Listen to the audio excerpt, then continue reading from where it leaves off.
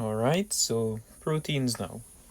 So a protein essentially is a molecule that consists of units called amino acids, right? So on the right here we have an amino acid, and we can see that it is made up of an amine group and a carboxyl group, and here we have an R group, which is just, it's a substitution for many different elements, right? This is what makes different amino acids different from each other, but all of them have an amine group and a carboxyl group, right?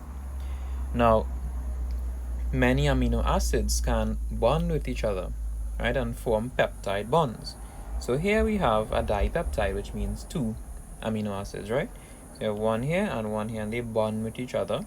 And as you can see, we have an H here, an H here, and O here that is being lost as H2O. So you know what kind of reaction this is. Our favorite condensation reaction, just as we've been doing throughout, right? And here now we have the peptide bond, right? So what this class really is about is the structures of proteins, right? So proteins have different levels of structure. Not all proteins are going to have the same complexity because they all carry out different functions, right? So their structure is related to their function, right? So for example, let's take the primary structure. Now every protein has a primary structure. The primary structure describes the amount of amino acids in a protein and the sequence and the number of polypeptide chains making up the protein, right? So many of these amino acids could bond with each other to form a long peptide chain. Now this is just a dipeptide, which means two, but a polypeptide is a long number of amino acids making up a chain, right? So our example here, this is insulin, right? So the primary structure of insulin can be described as two polypeptide chains. You could see 1, 2 here. And the A chain has 21 amino acids, the B chain has 30 amino acids, and the chains are linked by a bond called disulfide bridges. Right? You can see sulfide, sulfide, sulfide, sulfide, right? They are linked by disulfide bridges. And there's a very simple classification there, the primary structure. Right, so let's get into a little bit more complex now with the secondary structure. So in the secondary structure, the proteins can be in the form of an alpha helix, as we've seen before, a beta pleated sheet, or something called an extended spiral, right? But for now, we'll be focusing on the alpha helix and the beta pleated sheet. All right, so secondary structures are due to our favorite hydrogen bonding, and it bonds between the C-double-O bond of an amino acid and the NH bond of another, right? So keratin is an alpha helix. That's an example of an alpha helical protein, and there are many hydrogen bonds along the chain. So for example, this is keratin here, right? So you can see that there's a hydrogen bond here, and then another one here, another one here. So they pull the chain together and it looks like a spring, like an alpha helix, right? So keratin is something that gives strength to our body tissues. It's found on nails, skin, hair, a lot of different places, right? Now an example of a beta pleated sheet on the left hand side here is, for example, fibrin in silk, right? So hydrogen bonds also occur here, but they occur in different chains, not on the same chain like the keratin here, right? You can see that there are two chains here, 1 and 2, and the hydrogen bond occurs within the two chains, right? So it involves the two chains, nobody folding up on itself or anything there, right? So many in fibrin, many of these chains will be bonded to each other, and we'll call it a sheet, right? So if you can imagine many of these going stretching out the page, they will be like a sheet, right? And they have high tensile strength, meaning it's difficult to rip them apart, right? And silk is a good example of that. Okay, right. So this is where things get a little bigger now. The tertiary structure of proteins, right? So in the tertiary structure, the secondary structure is further folded on itself, right, into a very compact molecules. And not all proteins need to have a tertiary structure depending on their function, right? So in order to maintain this compact molecule, there are many different bonds that are needed in the tertiary structure, right? So for example, if you look at this diagram here, we can see this is just a generic diagram showing the different bonds, right? So let's see how many bonds we could have here. Now we have the original peptide bond down there. We could have ionic bonds, disulfide bridges like we've seen before, hydrogen bonds, hydrophobic interactions as well, right? So there are a lot of different bonds that could take place in order to pull the protein into a compact molecule, into the tertiary structure.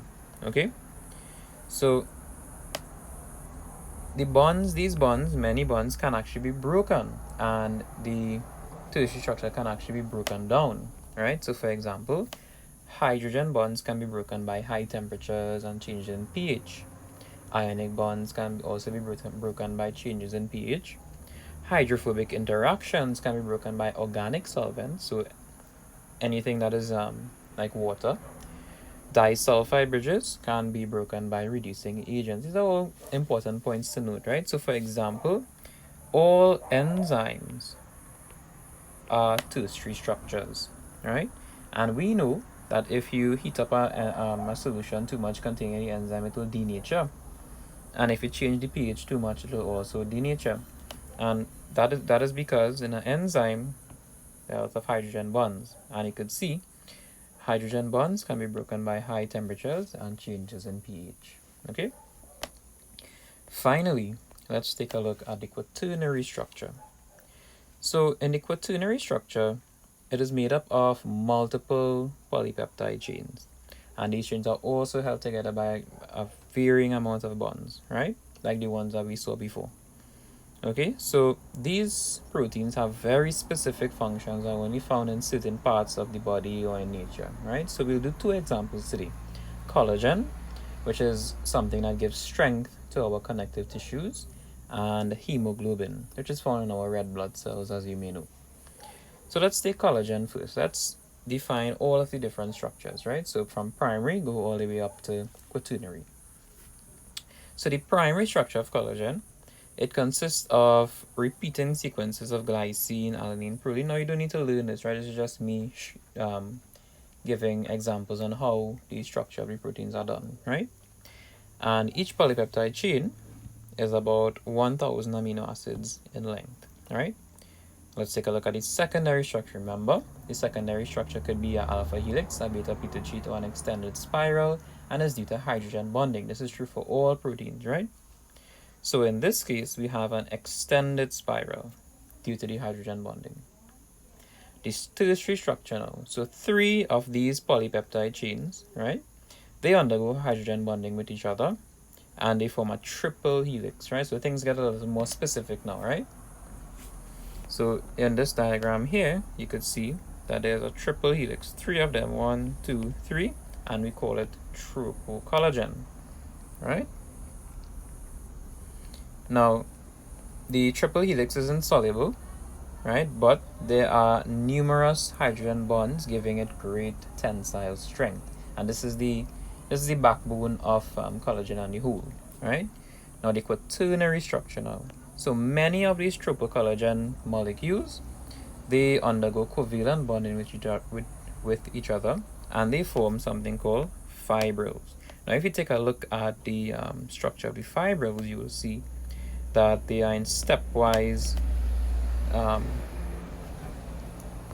they are out of step or stepwise with each other, right? It looks like a step, right? And this actually further increases the tensile strength of the collagen, right? So you can see that the quaternary structure, it makes it even more specialized to its function, okay? And then many of these fibrils will group together to form a fiber, okay? And collagen can be found in ligaments and tendons. Let's move on to the last example here, hemoglobin. Right, so hemoglobin consists of 4 different polypeptide chains. Well, I shouldn't say different, right? 2 alpha chains, 2 beta chains. All right. So once again, let's take a look at the primary structure. So there are 2 alpha chains, and each of these alpha chains have 141 amino acids. And then the beta chains, there are also 2 of them, and they have 146. In the secondary structure, there's a kind of mix, right? So 70% of the polypeptides are alpha helical, and 30% non-helical, right? It isn't important for you to know that, right? the tertiary structure now. So each of the chains, they undergo folding, right, of the helical and non-helical parts, and they form a very squiggly shape, right? And they call it a globular structure. That's where the globin comes from in hemoglobin. Okay. Now the bonds here in the tertiary structure are hydrogen bonds, ionic bonds, hydrophobic interactions, and disulfide bridges. That's almost all of the bonds we learned so far, right? It's very easy to remember. Now, in order to form the quaternary structure, heme needs to come and bind. That's where the heme comes from, the hemoglobin. And what does heme contain? Iron. And iron is very important for oxygen binding, right? So each alpha globin unit undergoes hydrogen bonding with a beta globin unit, right? So one of the alpha chains binds to the beta chains, and that's like one unit there. And then the two alpha beta pairs now, they would undergo ionic bonding with each other, right? And they would form the final quaternary structure of hemoglobin, right? So an alpha and a beta bond, an alpha and a beta bond, and then they both bind to each other to form the final structure, okay? Now let's take a look at the function of hemoglobin and how the structure actually relates to the function.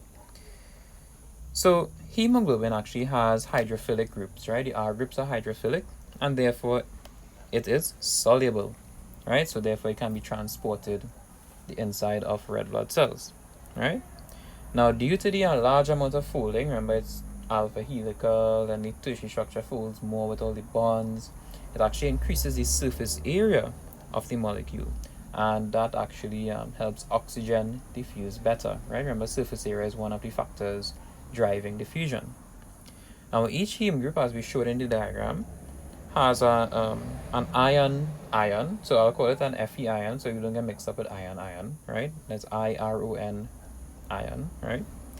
It has a high affinity for oxygen. Now each heme group can bind with one oxygen molecule, right? And we call this new molecule oxyhemoglobin, right? So therefore, if one chain can bind to one heme group, and we have 4 chains, therefore each hemoglobin molecule can actually bind to 4 heme groups, and they can carry 4 molecules of oxygen, right? Now this type of binding is called allostery, because when the first oxygen binds to the hemoglobin molecule, it changes the shape of the hemoglobin molecule ever so slightly, so that it's even easier for a second oxygen molecule to bind again, and then that will change the shape to make the third oxygen molecule bind easier, and then that will change the shape to make the final oxygen molecule bind even easier. So hemoglobin picks up oxygen atoms very, very quickly because of this thing called allostery, where it changes the shape. Now allostery actually works in the reverse as well. So remember, hemoglobin just transfers the oxygen to the cells that need it, right? So when it's ready to offload the oxygen, allostery will also continue. So it will take a little longer for the first oxygen molecule to deposit, but then when that happens, the hemoglobin molecule changes shape to allow the third, second, and first oxygen molecules to offload even faster than the first one there, right? So that's how allostery works. I will actually go into allostery more when we do the topic of enzymes later on. Okay.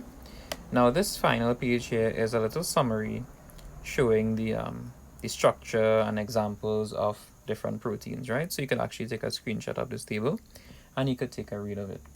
But that's all I have for you on proteins.